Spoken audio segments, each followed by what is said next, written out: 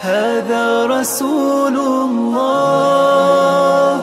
هذا حبيب الله هذا رسول الله هذا حبيب الله هذا حبيب الله هذا حبيب الله Bismillahirrahmanirrahim. Assalamu alaykum hurmatli televizor ko'ruvchilar. Mana bu Rasululloh programmamizning 14-sonini ko'rishinglarni qizg'in qarshi olamiz. Men Abdulloh Yalqin. Qadrli ko'ruvchilarimiz, hammalarga ma'lum bo'lgandek, bu muborak, go'zal oyning boshlanishi bilan ekranlarda har kuni mushu soatlarda bo'layotgan bu programmamizda biz suyimli payg'ambarimiz, ko'zimizning nuri bo'lgan Rasulimizningki axloqi va har xil jamiyatdagi tabiqalarga bo'lgan muomalasi, qanday muomala tutganligi, bu go'zal axloqlarni o'rganib, o'zimizni o'zlashtirib, bu go'zal oyninki ibodatlar hassilab ajr beriladigan, mukofotlar hassilab ko'paydigan Allohning rahmati yig'ayotgan bu muborak oyda ajr hasanat daftarlarimizni bir ko'paytirish va bundan keyin Ramazondan keyin shu Ramazon ichida o'rgangan bu go'zal axloqlar bilan yashash hayotimizda bir o'zgarish paydo qilish uchun boshlatgan programmamiz bugun 14-sonimiz kelyapti. Har bir bo'limda Rasulimizning ma'lum sohadagilar bilan qilgan muomalasi, shular tutgan pozitsiyasi, ma'lum bir narsani o'rganyapmiz har programmamizda. Bugun inshaalloh Rasululloh va mol dunyo temasida to'xtalamiz. Programmamizning doimlik mehmoni hurmatli ustoz Tunushuq bo'lgan hammalarga Sharq Turkiston Ulamolar birligi a'zosi Abibulloh Ko'sani ustozni taklif qildi, qimmatli vaqtdan chiqarib ko'p qadamdoshlik qilganligi uchun oldin ko'p rahmat aytaman. Sizlarga rahmat. Alloh razı olsun. Deb o'tgandagi bu programma ko'rsak ustoz, bugungi bosh temamiz Rasululloh va mol dunyo. Albatta biz ilgariki kambag'allar bilan qanday muomala tutganligini so'zildik.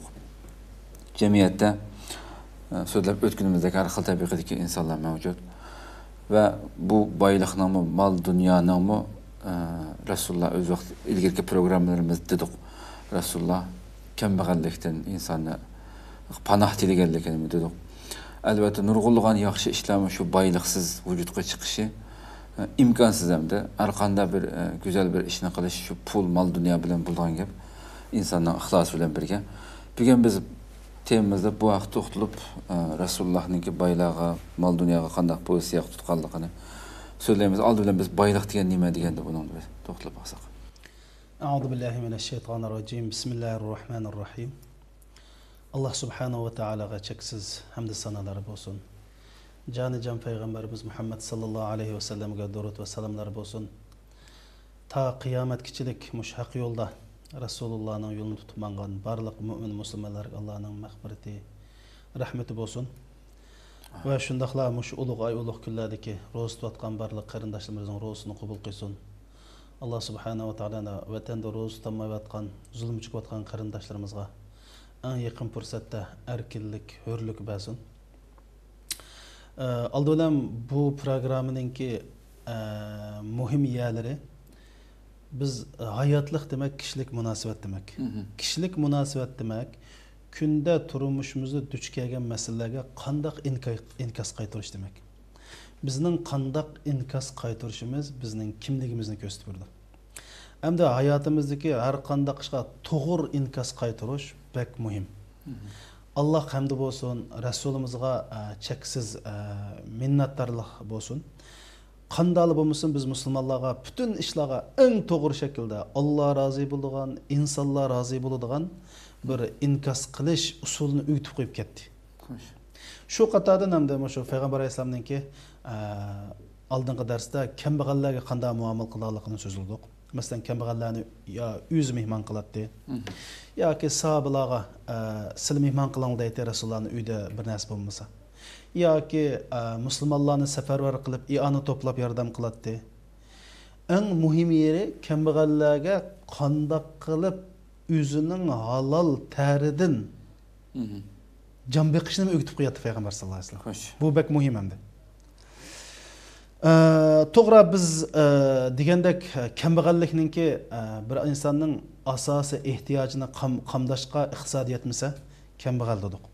Lekin men bu yerda boylik nima deyishdan burun haqiqiy kambag'allikning nimaligini bir eskartib o'tishni xohlayman. Chunki biz haqiqiy kambag'allikning nimani bilishimiz kerak, bak muhim. Bir kun Rasululloh akram sallallohu alayhi vasallam sahobalardan so'radi. Manil muflisu fikum deb. Sizning ichinglardagi gadoy, ya'ni hech nimasi yo'q kambag'al kim u deb so'ragan vaqtida sahobalar javob berib, ya Rasululloh, al muflisu fina man la mata'a lahu wa la dirham dedi. Va la dinar va la dirham. Degandan keyin payg'ambar sallallohu alayhi vasallam bularga dediki, ya'ni sizning ichinglarda kimni gadoy deb qaraysizlar dedi. Degan keyin sahobalar, ya Rasululloh, bizning ichimizdagi gadoy, ya'ni yanchug'da bir xashligidek to'ttangining tayini yo'q. Uyga olsa bir uyda bunda bir qo'liq chiqidek, tutqidek bir narsa yo'q. Mushni gadoy deymiz debdi payg'ambar sallallohu alayhi vasallam. Mushadi sahobalarga ajoyib muhim bir narsani tushundirdi. Mening ummatimdagi haqiqiy gadoy bo'lsa, qiyomat kunsi namoz bilan, ro'za bilan, zakot bilan keldi. Bu qanday odam bo'lsa, mahsharga maydoniga bir odam keladi, nomi amal daftarini olsa, liq namoz, liq zakot, liq ro'za. Bu odam boy, asli biz eng oxiratdagi eng boy odam desak bo'ldi. Chunki oxiratdagi dollar shu savobli amallar. Rasululloh aytdi, bu eng kambag'al odam. Nima uchun desa, bu shunchalar namoz o'qib, shunchalar zakot berib, shunchalar ro'za tutdi, ammo birisini tillab qo'ydi, birisiga tuhmat to'qib qo'ydi, maning haqqini yeb oldi, maning qiniga kirgan, mani urib qo'ygan. Mushtaq qilib kishilik munosabatda xo'sh, yaxshi ish qilmay boshqalarga aziyat bergan. Mana bu deydi haqiqiy kambag'al. Chunki qiyomat kunsi buning namoz, zakot, ro'zani iborat savobli ishlarni ziyonkashlik uchirgan odamga berildi. Tek o savobli ishlar chiqishmay, ziyonkashlik uchirganlarning gunohini buning ustiga otib qo'ydi, do'zaxga tushdi. Ma haqiqiy kambag'al. Bu bak diqqat qilgan ish ma. Ya'ni sen Alloh bilan bo'lgan aloqang qancha yaxshi bo'lsa, kishilik munosabatdagi aloqangmi shuncha go'zal bo'lishi kerak. Anda bo'lmasa sen kambag'al bo'lsa demak. Endi boylik masalasiga kelsak, to'g'ri, boylikni biz nima deb tushunamiz? O'z ehtiyojini olib qo'ymoqni yasasa, bizni boy deb atamiz. Lekin ya'ni pulning ham pul bo'lganligini o'zi boylikni ko'rsatmaydi. Pul bo'lmaganligini o'zi kambag'allikni ko'rsatmaydi. Buni bilishimiz kerak. Chunki haqiqiy boylik qalb boyligi. Haqiqiy boylik bizning ota-bobolarimizning so'zimi bor, hikmatli so'z. Hikmatli so'z bu. Ham hadisdan bor deymi bu? Bak, chunki boylik pulmal deyishdan burun biz, ya'ni boylik pulmal bo'lishdan ilgari boylikni his qila oladigan boy qalb bo'lish kerak. Xo'sh. Asl qalb, masalan, nurg'un pul va ammo kambag'allarni ko'ramizda biz. Ya'ni puldan boshqa ishimiz yo'q. Shuning uchun bu ajoyib bir to'g'ri gap hamda. Haqiqiy boylik qalbning boyligi, haqiqiy xotirjamlik qalbning xotirjamligi. Shuning payg'ambar sallallohu alayhi vasallam hadisdan bor. Masalan, anadagi bu boylik, kambag'allik masalasi yeni bir oyatlarni tushunsak, Alloh subhanahu va taolo shunday deydi: "Walau basatallohu rizqa li'ibadihi labaghaw fil ard, walakin yunazzilu biqadri ma yasha." Biqadari ma yasha. Wallahu innahu bi'ibadihi xabirun basir deydi. Agar Alloh subhanahu va taolo mol dunyoni bandalariga cheksiz berib olsa deydi, hamma odamni boy qilib olsa, labaghaw fil ard deydi. Shuning ichidan Allohning ya'ni haqqi haddidan oshdiganlar chiqadi deydi. Ular albatta haddidan oshgan bo'ladi. Ha, haddidan oshgan bo'ladi. Lekin Allah o'zi xohlaganni ma'lum o'lcham bilan birdi deydi. Ma'lum o'lcham bilan birdi. Chunki Alloh bandalarining butun qildigan ishdan xabardordir va ularni ko'rib turibdi. Abdi ibn Kasir rahmatullohi alayhi shunday deydi, mush oyatni tafsir qilib. Alloh subhanahu va taolo rizqni ba'zi odamga pul berdi deydi. Chunki pul bermasa, uning iymonidan chataq chiqadi deydi. Ba'zi odamga pul bermaydi deydi. Chunki uning o pul bersa, u pulni ko'tarolmay, uning iymonidan chataq chiqadi deydi. Hammadan xabardor bo'lgan zot. Hammadan xabar olgan zot Shu bandasiga nima loyiq bo'lsa, shuningga ko'ra berdi. Shuni berdi. Rizq faqat mol dunyo emas yani. Mol dunyo emas. Mas sog'lomlik rizq boylik. Albatta. Yaxshi ayol boylik, yaxshi farzand boylik, ko'ngil xotirjamligi boylikning boyligida hamda. Eng boylik ko'ngil xotirjamligi. Shuning uchun boylikni pul mol bilan o'lchaganlar faqat materialistlar.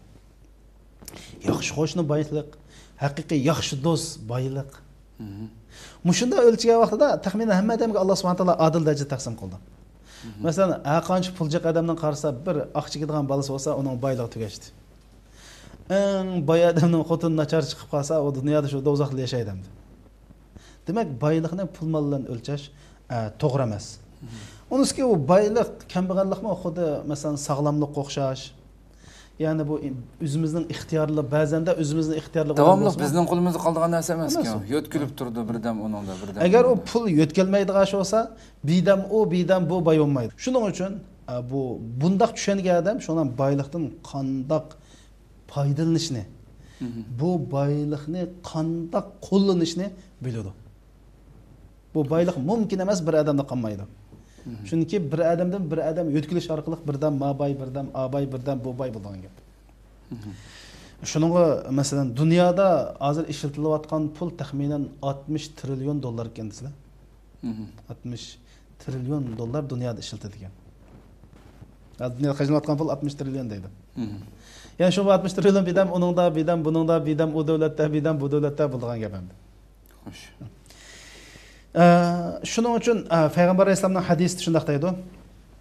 Inna min ibadi liman la yuslihu illa al-ghina deydi. Mening bandalarimda faqat boylik uni yaxshi odam qila oladigan bandalarim bor. Meni agar uni kambag'allik qo'ysa, hadis qudusiymi? Hadis. Bu inna min ibadi bo'lgan bo'lsa hadis qudusi. Hadis qudusi. Hadis qudusi. Deydi, mening bandalarimning ichida boylik u odamni yaxshi qila oladigan menda bir odamlar bor deydi. Agar uni kambag'allik qo'ysam, buning diniy jihatdan chatoq chiqadi deydi, sotadi deydi dinni. Ba'zi odamlarim bor, bu odamga kambag'allik yarashadi deydi. Agar boylik qo'ysam, buning dini boylik bilan buzildi deydi. O'shunda odam. Buning dinidan hamda nima chiqadi desizlar? Alloh subhanahu va taolo agar boy qilsin, kambag'al qilsin, bu bir imtihon. Bu bir Allah'ın hikmet bilen o'rinlashtirishi. Shundan boy qilganlar Alloh subhanahu va taolo men mash yo'lni tanlabdi deb shu qadrini bilib, bu boylikni Alloh rozi bo'lgan yo'lga ishlatish. Kambag'allar o Allohning men nima qildim, nima uchun men demay, Allohninki bu o'rinlashtirishi qarshi chiqmay, Alloh hikmet bilan ish qiladi. Men eng yaxshi tanlab berganim mush o'xshaydi deb buningga rozi bo'lish. Rozi bo'lish. Ya'ni hasad qilmaslik. Ve bununla razı olmayı, dinini, milletini pul mal için satmaslık. Halal, çünkü bizge halal kasıp kılışını Allah öğretti. Leysa illil insani illa ma sa'a ve anna sa'yahu sawfa yura. Tirişkan Allah birme dedi. Şunu bazıda biz aldı dedik o bazı kembag'allik Allah'ın takdiri bilan bo'lsa, ko'pincha kembag'allik bizningki yaramsızlığımız, g'ururligimiz, aqlimizni ishlatmaganlikdan bo'ladi. To'g'ri. Bütün küçüğünü çıkarıp hareket kılsa, onun kendindeki Allah'ın takdiriga boysunuşdan başka en yaxşı çare bu. Şunu mesela peygamberlerin hayata qarasılımı bay peygamberler ötken. Mesela Süleyman aleyhisselam, İbrahim aleyhisselam, bir adam kelse bütün kaldım birini kavuk açıqalaydigan peygamberler mi? Bay peygamberler ötken. İsa aleyhisselam'dak kambag'al payg'ambarlar o'tgan. Zakariya alayhisalom, Yahya alayhisalomlar ajoyib kambag'al o'tgan. Payg'ambar alayhisalomda pul meli va amba kambag'al yashaydigan. Ya'ni payg'ambar alayhisalom boymi yashagan, kambag'almi yashagan. Ikki yil intamdan o'tgan. Boy vaqtlarda masalan Abu Sufyonga payg'ambar alayhisalom 100 to'gini berib o'tganda, bir qatimda 100 to'gini. Shundan voy ya Resulullah bu mening o'g'limcho'z, o'g'lim Muaviyagim 100 to'ga degan. Voy o'g'lim Yezidqicho'z, voy 100 to'gada bir qatimda 300 to'gini berganda. Aşağıdaki her bir töge hazır BMW maşin desek buldu hem de. Şundan emasmi? Çünkü o vaqtdagi Arablarning eng qimmatli meli töge. To'g'ri. Töge. Yana bir qitimdilar qanday qilgansa 300 tögini bir aqlam Peygamber Aleyhisselam bergan. Demek Peygamber Aleyhisselam baymi o'tgan, kambag'almi o'tgan, ishkilisini yashab baqqan. Şu Peygamber Aleyhisselam Abu Zar'dan so'raydi, "Ey Abu Zar, sen bayliqni pulmonning jihlig'i deb o'ylamsan?" degan. Ha. Degan. Kambag'allikni pulmonning ozligi deb o'ylamsan? Ha, degan. Peygamber Aleyhisselam yo'q. Haqiqiy bayliq qalb bayligi. Shuningga bayliq pulmol bo'lishdan ilgari bayliqni his qila oladigan. Shuning uchun nurg'unlagan degan moddiy jihatdan hammasi to'tal eng boy yashayotgan agar mol dunyodan baxt keltiradigan bo'lsa insonga ashunda davlatlar nihoyat boylik yashayotganlar. Aşı devletlarda hammadan bak o'zini o'ltirib oldigan ashunda insonlar eng ko'p chiqadi.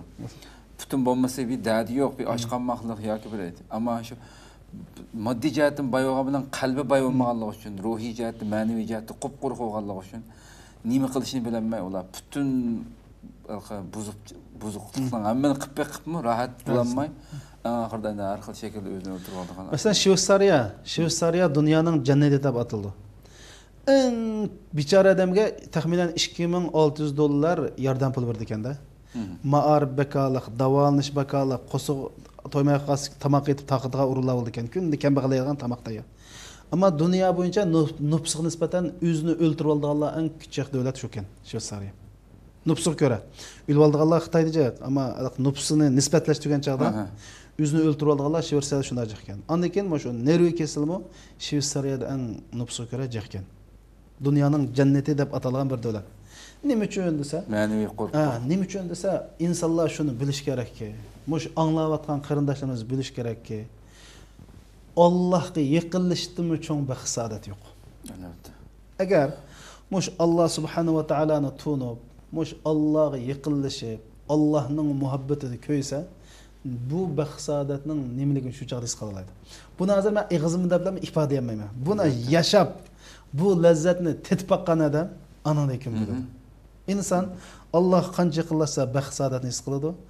Kimki Allohdan jiroqlasa, "Va man a'rada an zikri fa inna lahu ma'ishatan danka nahshur yawmal qiyamati ama." Allohdan jiroqlashgan adam eng baxtsiz, ya'ni bichora turmushni kechirdi. Ammo qarasak hammasi bada ko'ringan bilan bichorada, ya'ni puldan boshqa hech nimasi yo'q degan gap shu. Mol dunyodan boshqa hech nimasi yo'q. Ala bi zikrillahi tatma'innul qulub. Xo'sh, endi Payg'ambar alayhissalom mol dunyoga qanday muomala qiladi degan bir ekan. Xo'sh, biz abiya degandek Rasul Akram sallallohu alayhi va sallamning mol dunyoga qanday muomala qilganini Rasulullohning hayotidan, Rasulullohning shu mol dunyoga ko'ra tutgan pozitsiyasidan bilib olaymiz.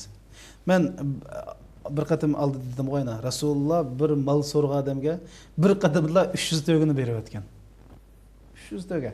Nima uchun desa, Abu Sufyan va oilasining islom uchun, chunki bu cho'ng oila. Ya'ni islom uchun zo'r ta'sir va oila. Rasululloh shu nima uchun berib o'tdi desa, mush oilaning islom musulmonlarga has qo'shalaydiganligi. Va bularningki islom uchun zo'r rol o'ynaydiganligini bilganligi uchun Alloh yo'lida shuni berib o'tdi. Oladi. Bundan ko'ra olaymiz. Ondan keyin dal mushu paytning o'zida Rasululloh Abu Sufyan ashlan 300 ta bergan paytida hayron qolarlik yeri Rasululloh osh qilib qo'shiq tashdib oldigan, uy kirib nimbat suvdan boshqa narsa yo'digan davr mushu ham. Ya'ni Rasululloh pul malni qanday xarjlashni biladi. Men sizga bir vaqalikni gapiray. Bu odam bu pul malga bo'lgan bizningki qarashimizni mush vaqalik orqali bilib olsak bo'ldi. Rasululloh bir kunsi qo'y o'ltirdi. Rasululloh qo'y o'ltirib qolsa, odati bo'yicha Xadicha onamizning ko'ni do'stlarga, Xadicha onamiz tugab ketdi. Xadicha onamizning do'stlarga va qo'shni qulimga go'sht beradigan odati bor ekanda. Shuni bir kun shu ishni qilib so'radi. Biz uyda yeydiganga nima qapti debdi. "Ya Rasululloh bizga hech kim qolmabdi, bir qo'yni ozroq nimasi? Ma putning azroq beri nimniki oldi qo'lning tag'i qilib qolibdi dedi. Bizga ishim qolmabdi, tag'aqdan azroq qilib qolibdi debdi Rasululloh. Tag'aqdan boshqa hammasi qilib qolibdi bizga dedi. O'ylab baqsam. Rasululloh pul molni mushunday muomala qiladi, mushunday tushunadi. Chiqim qilaligini o'ziga foyda olib keldigan hamma dedi. Ya'ni qo'ldan chiqaraligini men uchun foyda. Yaxshilikqa ishiltaligini, haq yo'lda ishiltaligini mening mol dunyoram bizga qilib qolgan shu dedi. Yeb ichib olganda-cho o tügen var. Yedi işten tügdi. Şu hadisden bağlı keyginanı kiyip fırtı tügütse yeginanı. Şununla mesela Resul Ekrem sallallahu aleyhi ve sellem sahabeler sübhetligen çağda Kana Resul sallallahu aleyhi ve sellem eccidun nas. Peygamber en sıkıydı dedim. Resulullah'dan bir nas sorsa bämey qalgan vakti tarixte yok ha. Oylap baksana. Deydi Resulullah'dan mal dünya sorap quruq qol qaytib ketgan adam yo'q deydi. Bo'lmasa, hech bo'lmasa u yerdan so'rab bo'lsa epratdi deydi. Shu darajada endi. Shu nimishqa degan vaqtida endi bo'libmi shu Ramazon munosabati bilan qarindoshlarimizga endi mahidisining to'liqini deb o'tay. Rasul sallallohu alayhi vasallam eng sehiy zot edi. Ammo Ramazonda sehiligi favqul odda shundoq bir yuqurlab ketadiki, shu oyig'i uzilmaydigan shamoldek sahiyat dedi. Shuning uchun mana Ramazon munosabati bilan Alloh pul, mol, rizq bergan qarindoshlarimiz mana bu oy mushundaq Rasulullah'dek sahiy bo'lgan oyat. Xo'sh. Endi gapning Rasululloh pul molga qanday muomala qildi degan chog'da Rasululloh Qur'oni Karimni o'zining hayotida yüz tatbiqlagan zot. Qur'oni Karimda deydi: "Va atuhum mimma lillahi allazi atakum." Qur'oni Karim ey baylar sizlar Alloh bergan maldan beringlar deydi. Bu nima degan gap? İslam dinida boyni qo'ldik pul uning pul emas. Ma diniy tushuncha bu. U faqat Alloh sen berib turgan pul. Pulni berib, mana to'g'ri yo'lga ishlatib sen bir Allohning vakili deydi. Bu bek muhim. Çünkü Rasululloh shu rolni olgan. Pulga shundoq maydon tutib, Rasululloh puldan shunday muomala qilgan. Ay opaslar. Va atuhum mimma lillahi allazi atakum. Allohning sang bergan maldan ber deydi. Ya'ni sen topgan malingdan berma, Alloh bergan malni ber. Deyişi pul mal faqat sening yaxshilik ishlarga ishiltishsa, ey boy, sen pul malni yaxshilik yo'lga ishiltirgan Allohning vakili. İslam üçün, haqqaniyat üçün işiltadigan, aciz miskinlarning qalbiga xo'shallik bag'ishlaydigan, insonlarga baxt saodat olib keladigan, xo'shallik olib keladigan ishlar üçün ishiltish bu sening vazifang. Bu vazifani yaxshi ijro qil deb bu pul molga Rasul Akram sallallohu alayhi vasallam mana mushunda muomala qilgan. Shuning uchun masalan bir vaqalik bor. Bir kunsi payg'ambar sallallohu alayhi vasallam ketib bordi. Bu vaqalikni Jubayr ibn Mat'am radhiyallohu anhu dedi. Rasulullohdan ketib borsak Rasulullah'ın kişiler, "Oy Rasulullah bizning hojatimiz va pul mol bersizlar" deb Rasulullah'ning atrofiga olishib oldi deydi. Olishib Rasulullah'ni qistab bir tikanliq daraxtning qishi qistab oladi Rasululloh deydi. Shu tikanliq daraxtning qishi qistab olgandan keyin Rasulullah'ning yo'ginib olgan ridosini tikan ilib olib Rasulullah'ning ridosi shu tikanga issiqlik qilib qoldi deydi. Shunda Rasululloh voy chaplimni beringlar deb ey musulmonlar, agar Alloh subhanahu va taolo men pul malbas xotirjam bo'linglar sizlarga taqsim qilib berma. Meni hargizmi bexil, qo'rqinchoq topolmaysizlar.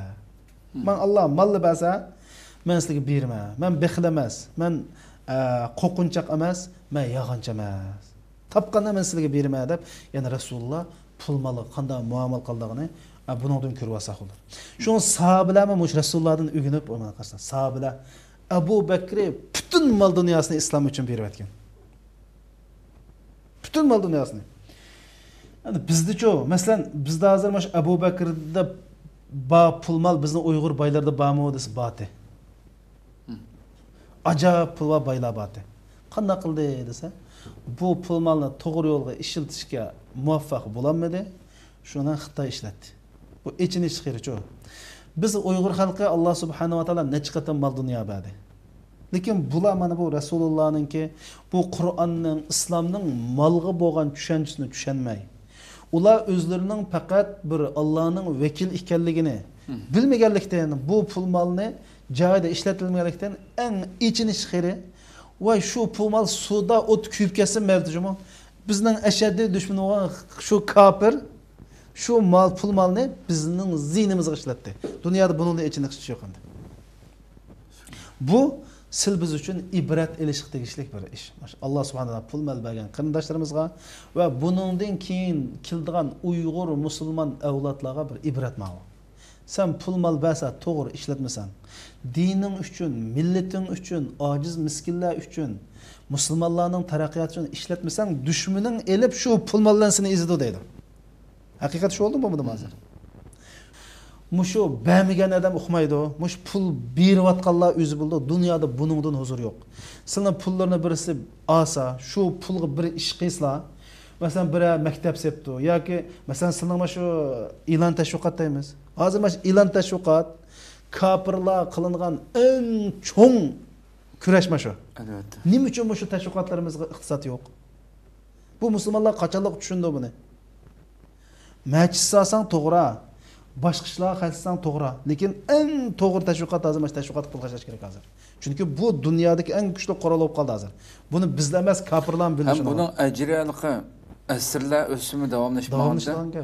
Masalan deydim shu masalan bir och qolgan odamning qo'shqin tuyg'usi bir narsa qilsa, shu bir qatimliq savob bilan tugaylamdi. Shu ajrga erishdi. Ammo shunday bir xizmatlarga chiqim qilib qo'yishdan keyin bu hamda 10 yil, 100 yil o'tgandan keyin bir inson ko'rsin bu program deydi. Bu hargiz miyaga qilingan deganlik emas, ammo millat tushunsin bu masalani. Buning qanchalik xuddi sadaqa jariyaga o'xshash. U odam o'lib ketgandan keyin buning ajri shu dunyo bo'lib tursa, bu dunyoda bir internet dunyosi degan shu hammamiz kuyib qiyomat qoyim bo'lish vayron bo'lib ketmaycha hamda. Buni birisi yuplab etmasa davom qildigan bir ajr. Ham davom qildi, ham dushmanga eng cho'ng zarba bo'ldigan qurol hozir e'lon tashviqot. Mushnolar mingisini yuvatsam. Biz bundan karimiz yo'q, valiqi tayini yo'q ish ba'zi qarindoshlarimiz mana pulni qanday xashlashni bilmaydi-ku. Ya'ni bundaq bu xashlagan pulimning dinga, millatga qanday unum bo'ladi, buni o'ylash kerak. Tabii.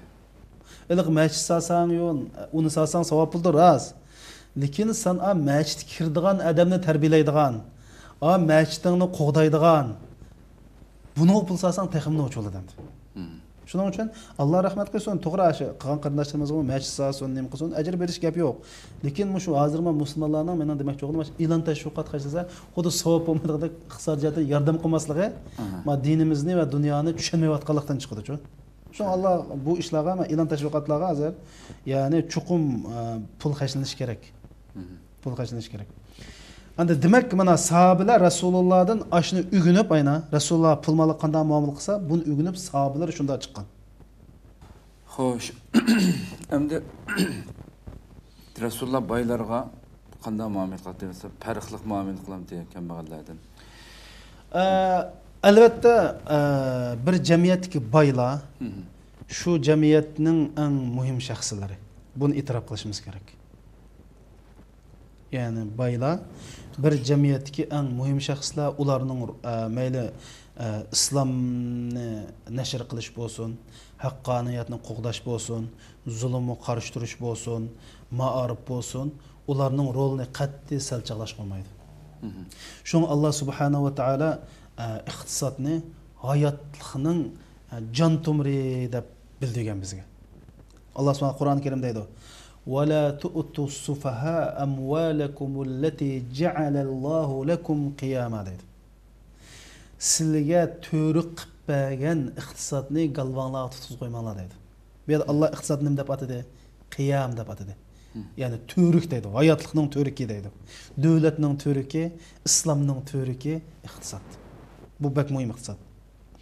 Ama unda bo'lgandan keyin Rasululloh ularga shunga yarasha muomala qiladi. Masalan, Sufyan as-Savri degan zot shunday deydi. Men kambag'al bo'lib kishilarga muhtoj bo'lib qolgandan 10 ming tillani yanchig'imga solib qo'yib qiyomat kuni shuni hisob berishni yaxshi ko'raman. Ya'ni kambag'al bo'lib kishilarga ehtiyoji qolgandan 10 ming tillarni ham chiqsalar qiyomat kuni shuni hisobini berishsam, shu men yaxshi degan. Nima uchun desa, masalan, dangliq bir olim bor Ibn Asakir deb. Ibn Asakir deydi, oxunimning qashig'i berib, taz 37 ni yodiga obda ilib, pishiqlab uy keldim deydi.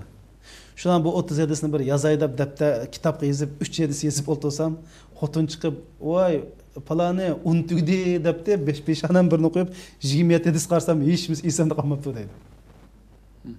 Uyda untugdi degan gapni anglab, "Ay, yadagan 37 ni 27 qaçtı" deydi shu. Shuning uchun bu kambag'allik hamda haqiqatan islom dinimiz buningga shuning kambag'allik qarshi turish uchun zakot tuzumini o'ttirib qo'ygan islomning 5 prinsipining 3-chisi qolgan. Endi qanday muomala qildi desa, shularning shu roli qarta muomala qildi. Shu qatordan pul melni islom uchun ishlatgan, haqqoniyat uchun ishlatgan kishilarni Rasululloh alohida maqtaydi. Masalan, Payg'ambar alayhisalom va ularningki shu qilgan emgikini qadrlaydi va Payg'ambar alayhisalom ularga hurmat qiladi. Shu qatorda masalan Payg'ambar alayhisalom mush Abu Bakrning milidak islomga musulmonlarga asqatgan pul yo'q deb dedi bir qatimda. Abu Hurayra shunday dedi. Rasululloh bir so'rinda "Menga mush Abu Bakrning puldak asqatgan bir pul yo'q" deb ketibdi. Abu Bakr yig'lab ketdi dedi. Yig'lab ketib, "Ey Allohning payg'ambari, helg'u pulkan, mening pulim jinim sen uchun fido bo'lsin" dedi. Yani bu yerdan Rasululloh Abu Bakrga qanday muomala qildi desa, shundan faxrlanib, sahobalarning oldida Abu Bakrning xizmatini bir qatimda yaxshi baho bergan bo'ldi. Payg'ambar alayhisalom baylarning qashig'i baratdi, ularning uylariga kirib tamoq yeb, avallashib, ularning pul molini qandoq ishlatsa, ularga eng yaxshi bo'lganligini o'rgatdi. Masalan, Abu Talha radhiyallohu anhuninki shu Payg'ambar alayhisalomning masjidiningki oldida bir bog' bor. Bu bog'ning ismi Burayha deb atalgan. Madina bo'yicha eng no'ch bog'. Payg'ambar alayhisalom pat-pat shu yerga kirib, o'ltirib, shu joyda quduq bor ekan. Quduqdan suv ichib, xo'misni yeb, yana Payg'ambar alayhisalom bir o'ltirib chiqadigan bog'amda. Shundan Alloh subhanahu va taolo "Lan tanalul birra hatta tunfiqu mimma tuhibbun" degan oyat nozil bo'ldi. Nazil bo'lgandan keyin bu nima degan gap desa, sizlar o'zingizlar yaxshi ko'rgan narsani Alloh rizoligi uchun ishlatmay turib, hargizmi jannatga erishamaysilar. Bir degan bir şey jannatdan. Yaxshilik erishamaysilar degan gapdan bu yerda yaxshilik nima jannat degan. Sizlar o'zingizlar yaxshi ko'rgan narsani Alloh rizoligi uchun bir ishlatmay turib, jannatga kiramaysizlar degan oyat nazil bo'lgan keyin Talha radhiyallohu anhu Rasulullohning qashiga yugurib keldi. Yugurib kelib, "Ey Allohning payg'ambari, mush ayet nazil bo'pti. Men eng suyumlik, mening eng qimmatlik melim ash Burayhati. Mash Burayhani Rasululloh sizlarga berdim. Nima qisli qilib Alloh rizoligi uchun ishlasizlar" debdi. Payg'ambar alayhisalom baxin deb ketdi. Pah. Nima degan isi? Pah. deb maqtab Rasululloh. Yani sen yani ajoyib bir manfaatlik mal dunyo bo'ldi bu. Ajoyib bir payda olgan mal dunyo bo'ldi bu. Baxin deb Rasululloh buningga maqtab, undan keyin buni eng yaxshi mana shu tuqqanlarga taqsim qilib berdi. Chunki Talha radhiyallohu anhu tuqqanlar orasida kambag'allar bor. Tuqqanlarga taqsim qilib berdi, shuni taqsim qilib bergan. Mana Rasululloh mishada qanday qildi desa, ya'ni bu vaqalikdan insonning haqiqiy pul milining Alloh yo'lida ishlatgani haqiqiy pul mal ekanligi. Anandan keyin mana shunday tuqqanlarning ichida yaqinlarda kambag'al bo'lsa, baylarning o'zining tuqqanlarini yo'layishning muhimligini. Anandan keyin mana shunday insonningki haqiqiy pulning haqiqiy eng qimmatli pulning Alloh rizolida ishlatib olganning ne kadar no'ch ekanligini ifodalab baxin deb pa nima degan islima. Payg'ambar alayhisalom tijoratchilarningki do'konlarga boradi, bozorga berib, ularga nasihat qiladi. Chunki tijorat degan silbillah, na diqqat qilmasa halollar ham aralashib qoladi. Masalan, yog'anga qilib qo'ysa harom aralashadi. Malningki sufti 10 bo'lsa, buni 11 ko'rsatib satsalar xato bo'ladi. Yaxshisini oldiga chiqarib, yomon ekanini o'chirib tashlasa xato bo'ladi. Shuni Rasululloh qanday qilsa bozorlarga berib, bir kun payg'ambar alayhisalom bozorga borib, "Ey tijoratchilar aholisi" degan hamma tijoratchilar Rasulullohga qaradi. Payg'ambar alayhisalom ularga tojirlar qiyomat kunsi fojirlar shaklda o'rindan turg'izildi dedi. Ya'ni fojir degan gunohkor shaklda. Biroq kimki Allohdan qo'rqib, samimiy bo'lib, rostchil bo'lsa bunda emas. Samimiy, rostchil bo'lmaydigansan qiyomat kuni hamman jinoyatchi holatda o'rnidan tursa deb tijoratchilarning halol tijorat qilishi, rostchil bo'lishi, samimiy bo'lishi mana shunday yo'l ko'rsatdi. Ya'ni tijoratchilarga undan demak payg'ambar sollallohu alayhi vasallam ularni uyga boratdi, yaxshi yo'lni ko'rsatdi. Ya'ni pul molni qandoq ishlatsa haqiqiy boylik bo'lganligini ularga bildiradi. Endi albatta boylarning majburiyati va mas'uliyati va qilishga tegishlik. Buni albatta Rasulimiz har narsaga tavsiya qilgan, yo'l yo'riq bergan payg'ambarimizning albatta bu boylarga yuqorida ancha-muncha so'zlanib o'tdi. Yana biroz ochsak masalan boylarga qanday tavsiya qiladi Rasululloh? Endi shu boylarga endi bir oyat va men haqiqatan bak ta'sir qildi bu oyat. Sura Yusufda. Bu har bir boylarga mushni bir boylar mushni bir tushunsa.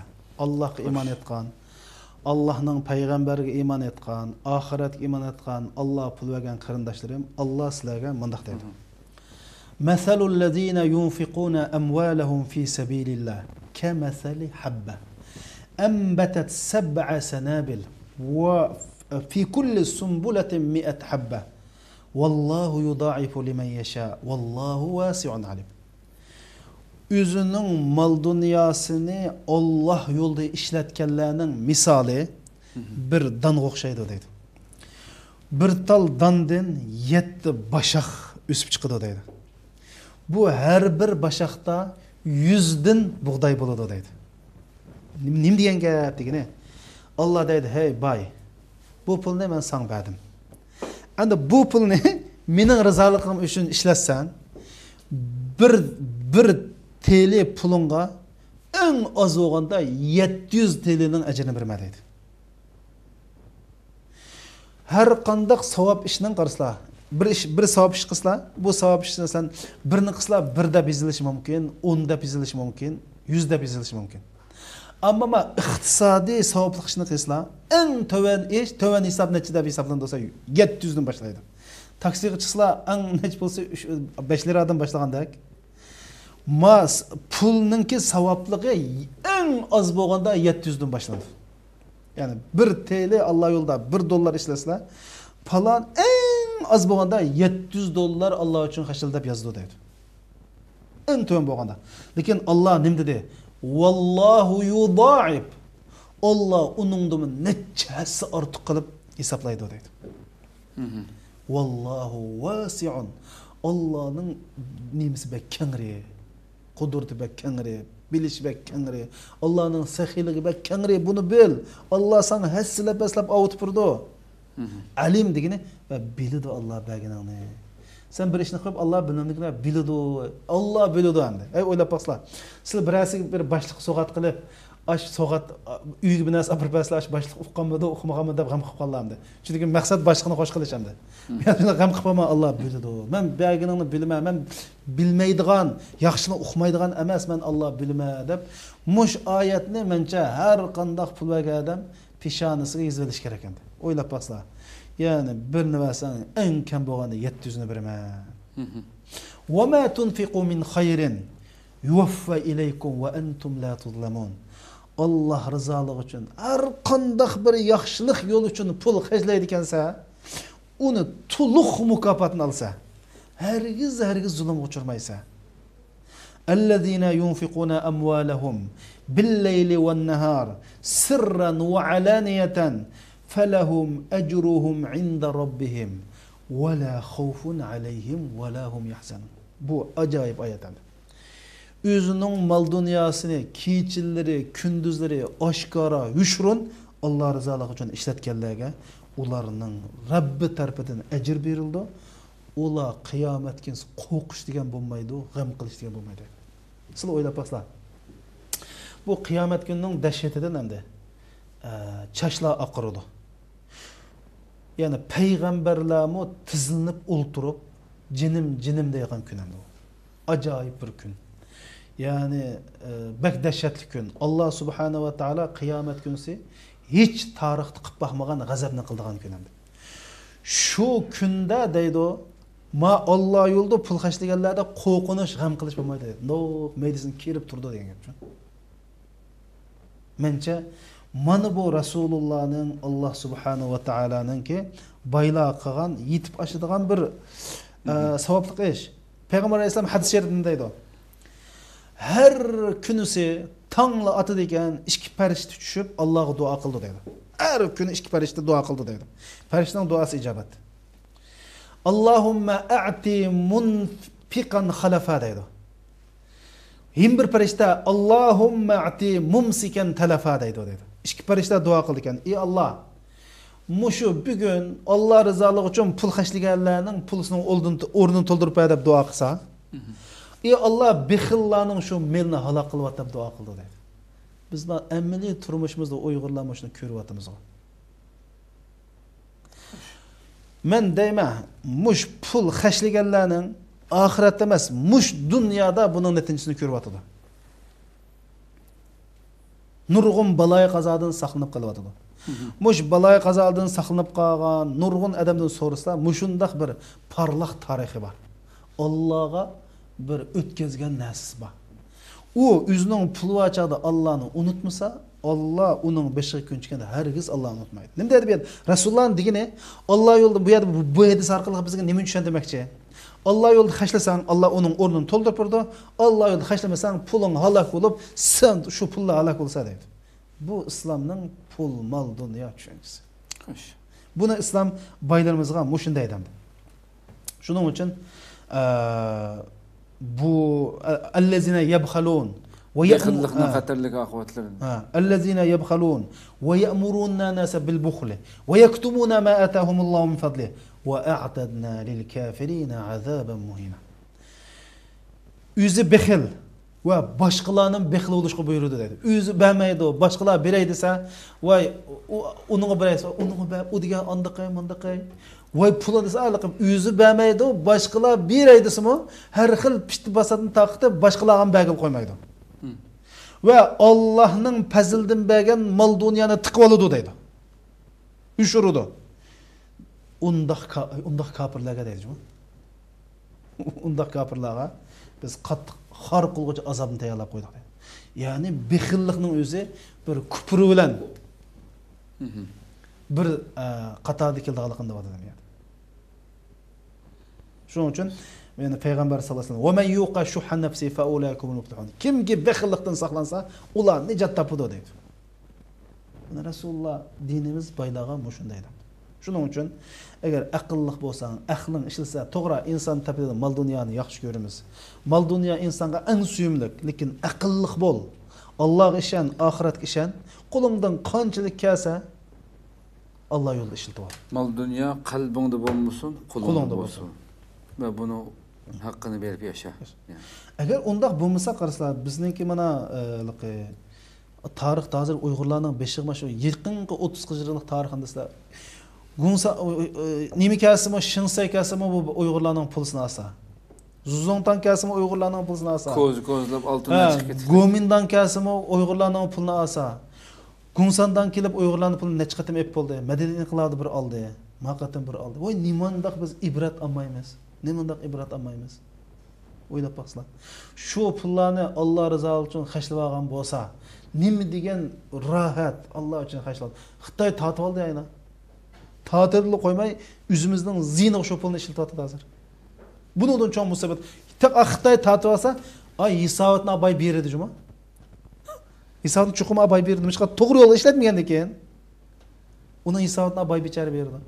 Alloh pul versa, yaxshi yo'lga ishlatmay qolib qolsang, u pul seninki yaxshi yerga ishlatmaydigan merosxo'rlarning qilib qolsa, hisobotni sen bersa, merosxo'rlarning yashab rohatini ko'rdim. Qaqini o'zing bil, aqlliq bo'l.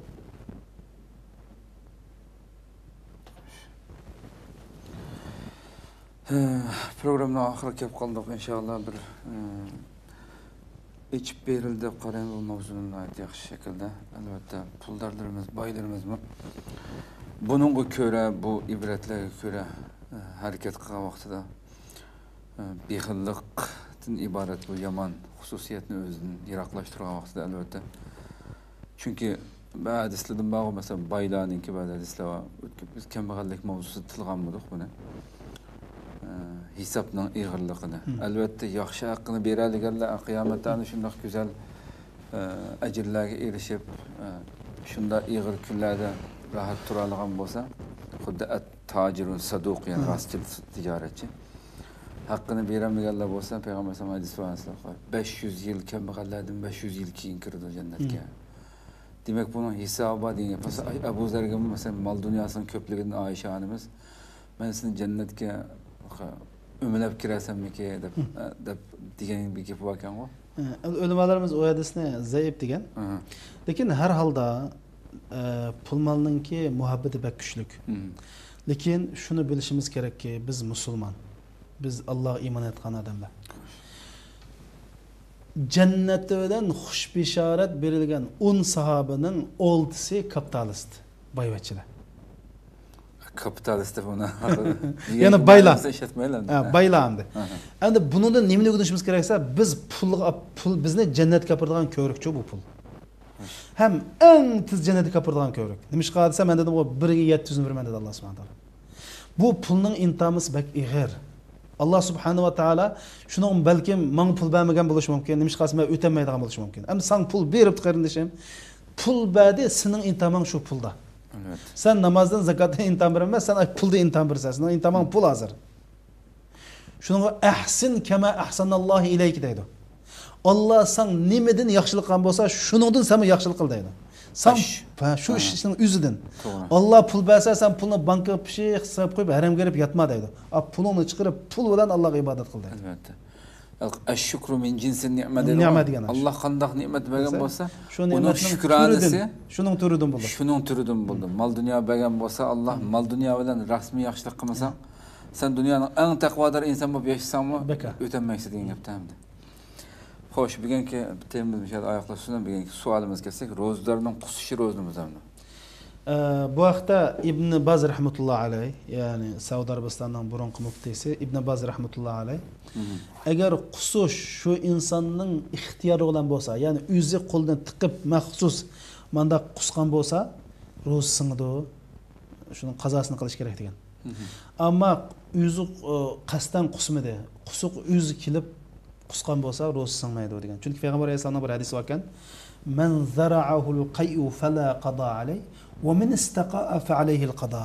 Man zara'ahu al-qay degan qusuq odam g'olib kelib ketibdi. O'zligidan qusuqqa man zara'ahu o'zligidan qusuq o'zligidan kelsa, g'olib kelgan bo'lsa, fala qada alayh. Qazosi yo'q, ro'za davom qilaverdi. Ro'zani davom qilaverdi. Va man istaqa'a kimki qusuni chaqiribdi deydi. Qusuni chaqiribdi degan qusuni zo'rlab qusgan bo'lsa, fa alayhi al-qada. U qazosini qilish kerak ekan. Mush hadisga asosan ixtiyoriy o'z ixtiyorligi bilan qusgan bo'lsa qazosini qildi, ixtiyorsiz qusgan bo'lsa qazosini qilmaydi, ya'ni ro'zasini davomlashtirasi bo'ldi. Ko'pdan ko'p rahmat. Programimizni inshaalloh yana davomlashtiramiz. İnşallah. Allah razı olsun. Qadrli ko'ruvchilarimiz, shuna qilib bugungi 14-sonimiz Rasululloh va Mol Dunyo temali programmamiz mishada oxirlashdi. Rabbim inshaalloh bu so'zlanganlarga amal qiladigan, mushu so'zlangan mazmunlar bo'yicha harakat qiladigan shuurliq musulmonlardan qilsin inshaalloh buni tilaymiz. Va bu barakat ega bo'lgan, bu yaxshiliklar hassilab oshirgan bu oydimi baylarimizningki mushu pul mol dunyosini shu tegishlik Alloh rozi bo'ladigan hassilab hatto o'lgandan keyin ajr yetib turadigan go'zal ishlarga ishiltishga Rabbimning muyassar qilishini tilaymiz. Atki programmamizda Alloh umr basi ko'rishguncha Janobi Allohga topshiramiz. Ijobatli duolarlarda bizlar uchun ham duo qilishni unutmaysizlar. Assalomu alaykum va rahmatullohi taala va barakatuh. Hada Rasululloh hada al-Mustafa hada li Rabbil